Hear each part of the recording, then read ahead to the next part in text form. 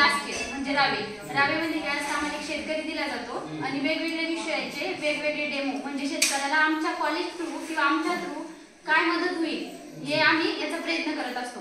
त्याच दृष्टिकोनातून आम्ही सर्वजण आज आपणास भेटण्यास आलेलो आहे आणि याच दृष्टिकोनातून आज आम्ही आमचा एक डेमो घेऊन आलेलो आहे एक्सटेन्शनचा की जेव्हा आपण फवारणी करतो तेव्हा काय काय काळजी आपण घेतली पाहिजे। तर आपण फवारणी करताना सर्वप्रथम हँड ग्लोव्ह, ॲप्रॉन आणि गॉगल आणि मास्क या 4 गोष्टी अत्यावश्यक राहत्या।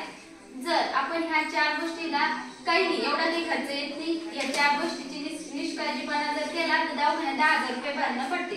त्यासाठी ह्या 4 गोष्टी 10,000 भरणं चांगले की या 4 गोष्टी घेणं चांगलं, तर ऑब्वियसली ह्या 4 गोष्टी घेणं चांगल्या राहत्या।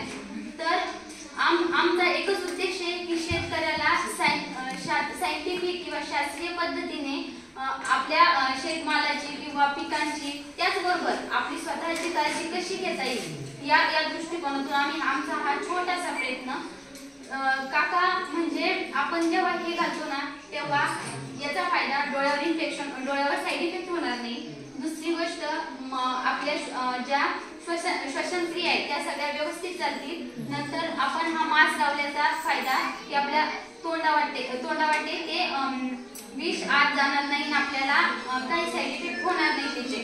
त्याचबरोबर आपल्या शरीराला हे छोटी छिद्र असतात, आपण त्याच्यावर कधीच लक्ष करत नाही की हे ह्या छिद्रावाटे आपल्या आतमध्ये औषध सुद्धा जाऊ शकते। नॉर्मल शेतकरी काय करतो, आला की घाई घ्यायचं आणि औषध मारून द्यायचं, परंतु याचा साईड इफेक्ट होतोय हे आपल्याला कधीच कळत नाही। जेव्हा सिव्हिअर साईड इफेक्ट होईल तेव्हा आपण मग दवाखान्याच्या नादाला लागतो। त्यापेक्षा आपण शास्त्रीय पद्धतीने पिकांची काळजी त्याचबरोबर स्वतःची काळजी, दवाखान्यापासून बचत या गोष्टी जर योग्य रीतीने केल्या तर आपल्याला उत्पन्न पण जास्त येईल आणि लॉस पण आपला कमी होईल। आणि जर आपल्या घरात बिमारी आली नाही किंवा मग आपण योग्य ती काळजी शेती मशागत करताना जर घेतली ना तर आपला शेतकरी हा लवकरच एक प्रगतशील शेतकरी म्हणून आपल्या समाजात वावरेल।